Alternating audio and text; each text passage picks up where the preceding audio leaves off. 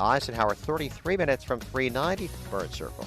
To Stevenson is heavy. Harlem to Kedzie, 36 minutes, 355 to Lakeshore Drive. Ryan is 18 minutes, 95th to downtown. I-57, 11 minutes, I-80 to the Verge, Bishop 412. I'm Jim Talamonte on AM 560, The Answer. Chicago's Morning Answer continues next. Your official Chicagoland weather forecast: patchy morning fog, otherwise sunshine and 92. 72 at O'Hare. Next news coming up at 7. Chicago's Morning Answer with Dan and Amy continues next on AM 560, The Answer. From the Matrix Home Solutions studios, this is Chicago's Morning Answer on AM 560, The Answer. Listen to AM 560 The Answer online at 560theanswer.com, on the AM 560 mobile app, on your Alexa-powered smart speaker, and on TuneIn, iHeart, and on Odyssey. This is Chicago's Morning Answer. I appreciate your program. It's the best in the morning in Chicago. On AM 560. I just heard the most sane 60 seconds of analysis I've ever heard on this issue, so thank you. Well done, brother. The Answer. Top of the morning, Dan and Amy. Oh, happy day. Bipartisan group of senators reach agreement on infrastructure proposal. You know the story. It's an old one. Lame duck Republicans like Rob Portman and just lame Republicans like Mitt Romney. Yeah, I saw them all in an elevator. Susan Collins, Cinema was there, Manchin. Those coming out of their meeting.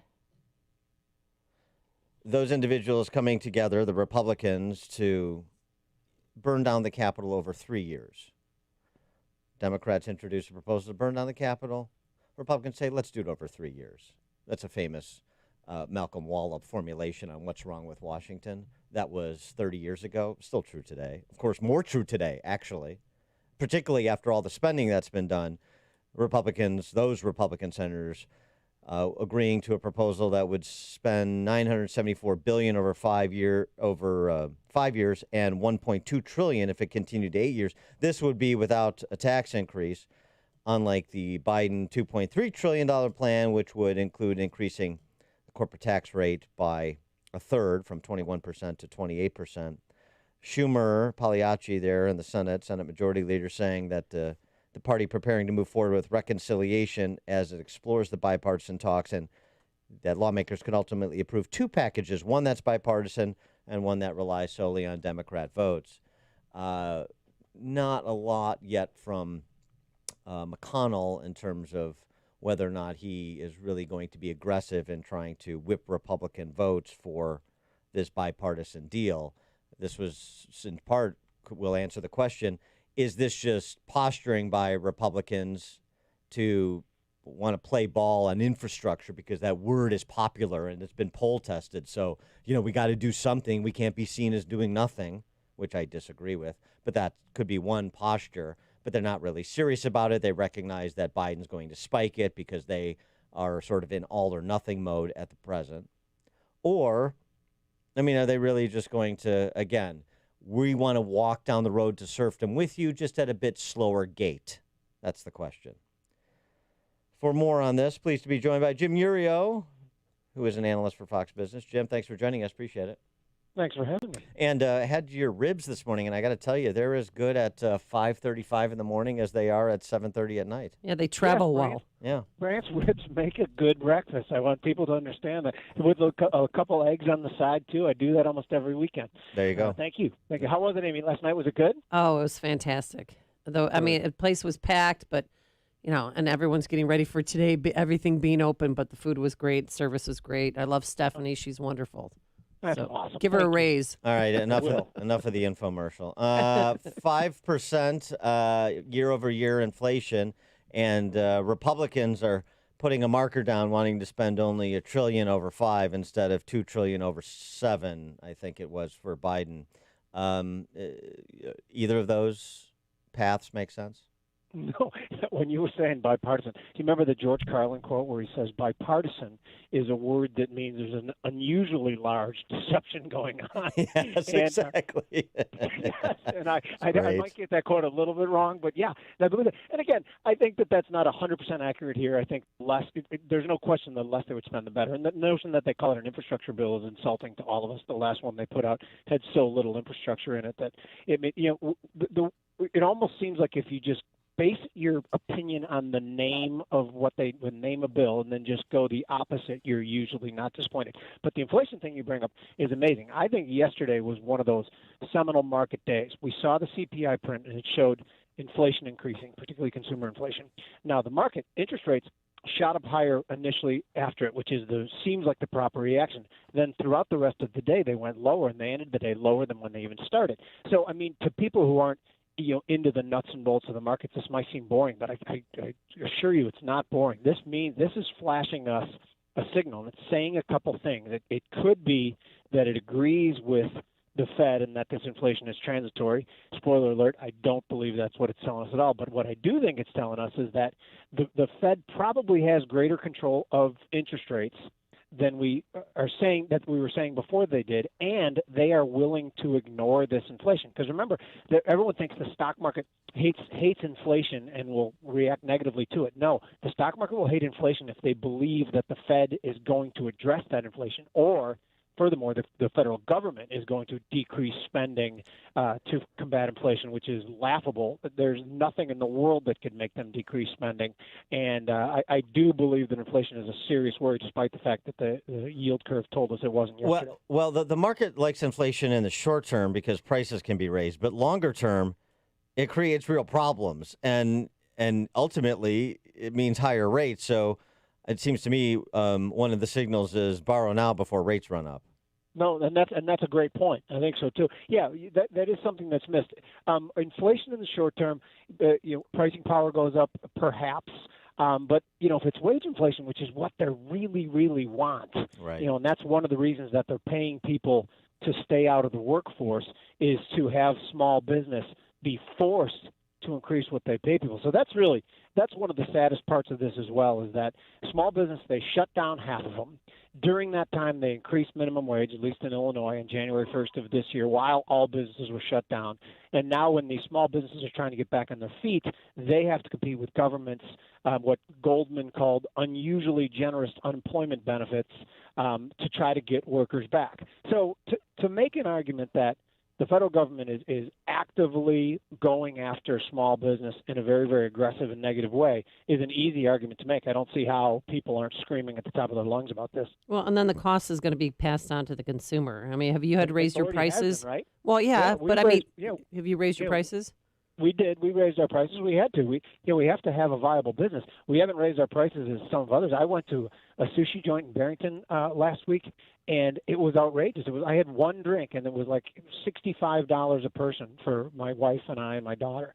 It was unreal. I think, to me, it seems like they've raised their prices probably 20%. We have not. We've raised our prices about 5 to 7%. But we have to evaluate every week as every one of our input costs. And restaurants are a great way to gauge inflation, because it's not just food that restaurants buy. Restaurants buy plastic, they buy fuel, they buy energy, and restaurants know when these input costs are skyrocketing, and they are skyrocketing. And the job market, let's talk a little bit about that. I mean, so the benefits and the enhancements that, as you were mentioning, businesses are providing, advertising in order to attract people because they're understaffed in so many cases, 9.3 million unfilled jobs. But on the flip side, there are many jobs that were eliminated, and I wonder what sort of square a peg and square hole, how long that may take for some people. So, for example, many clerical jobs like receivables, payables clerks, project managers, other mid-level jobs may be gone forever because of companies subscribing to Salesforce and similar platforms using software that eliminated many of those clerical jobs, and those shifting to automated process platforms that only increased in pace during the shutdown and in response to the pandemic. So it's not just the sort of incentivized not to work. It's also some of those transformations that we talked about a little bit during the pandemic, but we need to revisit now that we're coming out of it. Absolutely. And when you look at those $9.3 million job openings based on the JOLTS, it's not as simple as, okay, people get back to work. I acknowledge that. There's obviously going to be skills mismatch, regional mismatch. You're not going to expect people to move to Florida to take a $16 an hour job. That doesn't make sense. Right. But when the numbers get so large as 9.3 million, then you have to think to yourself that there's something structurally wrong with the way the government is doing this. And if government wants to fix skills mismatch and regional mismatch in the jobs data, what their best thing to do is to start to back off and let the free market work its magic. Believe me, we saw this in, was it North Dakota or South Dakota, where all those oil jobs were happening a couple of years back. The people went there and moved. The great American dream is not necessarily that you get to stay in your town and wait for great jobs to come to you. Sometimes it is a regional thing, and I mentioned this too because we happen to be in that great state of Illinois that's attracting talent from, wait a second, no, I'm saying that. Yeah, right. This great state of Illinois that's in many ways repelling talent and forcing them to greener pastures in other states. If that happens, that happens, and that's the way the economy is supposed to work. It's disgusting and it's awful, and it rips apart families when your 22-year-old child thinks that they got to move to Texas or Florida or Nashville to be successful. It's terrible, but that's the way it is sometimes. Or if in the energy sector under Biden policies with oil at $70 a barrel now, if they want a job in that sector, it's no longer going to the Dakotas. It's going to Kiev or an OPEC state. Yes, and it's amazing too that people don't realize when we elect a party that's talking about just absolutely going after oil company, going after drilling, regulating the heck out of all these things, guess what happens? Yeah, oil prices start to go up. This is an obvious thing. And then people sit back and go, gosh, I'm paying so much for gas. I wonder why that happened. You don't have to wonder. All you have to do is ask. Yeah. And how many, now that the Keystone Pipeline is officially over, I know it's been a political football on and off for decades, but how many, do you have any idea the total job loss from that? I don't, but I do know a couple things, too, is that when the Obama administration started to go after fracking as hard as they did, and then they limited permits on public lands, the one thing that really impressed me is that companies in the United States learned how to adapt and became profitable relatively quickly. And I'm always amazed by that. The same thing happened to home builders after the Great Recession. It seemed like they weren't going to make money again for 10 years. And in about a year and a half, they started turning profits again. And so did the oil companies as well. So the one thing as far as the regulation goes, I'm one of those kind of conservatives who does have a carve-out for environmental things.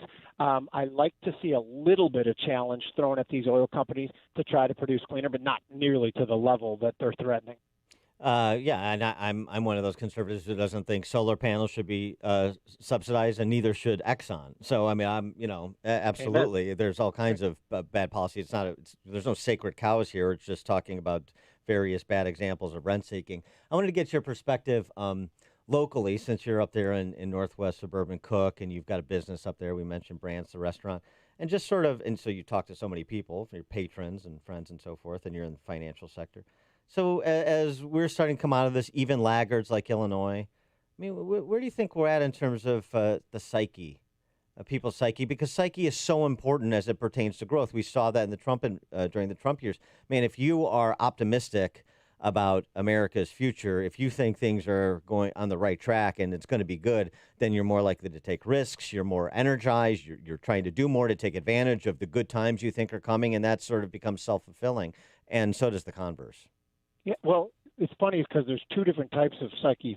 Because the one that's just happened over the last month or two is this kind of ebullience that's come from the pandemic ending and people coming out, and it just the crowds coming out and how happy and ready to have fun these crowds are is amazing. So that kind of confuses the other issue about where we're going politically and where we're going macroeconomically. But I do think, and where I am, in Brandt's, you guys have been to Brandt's before. Brandt's there's a lot of conservatives out in that area. But I think the general feeling is that the other side, which I hate to even paint it as a picture of one side and the other side, but they have clearly overplayed their hand. And I think as the longer we talk about raising taxes and don't raise taxes, and the closer it gets to the midterm election, the less likely that's going to happen. So I would say that people are a lot more enthusiastic about the future than they probably were 6 months ago. And I think that they think it's going to be a wipeout in the next election. And it'll just set a course for what the narrative is. We don't want these taxes are absurd. I mean, the capital gains tax as proposed by President Biden is not at all to raise revenue. It's just to punish. And they can't get away with doing that forever without getting punished in the elections, in my opinion. Jim Iuorio, Fox Business Analyst, proprietor Brandt and Palatine. Jim, thanks as always. Thank you guys for having me. Thank you. And he joined us on our turnkey.pro answer line. Hear about the big stories of the day, then talk about them right here on Chicago's Morning Answer on AM 560. The Answer. The Lou Dobbs Financial Report is brought to you by Signature Bank, helping local businesses succeed. Visit signaturebank.bank for your commercial banking needs. I'm Bill Alexander in for Lou Dobbs. The EU may issue a $425 million privacy fine to Amazon. U.S. officials extend expiration dates on the Johnson & Johnson vaccine doses. Those stories next.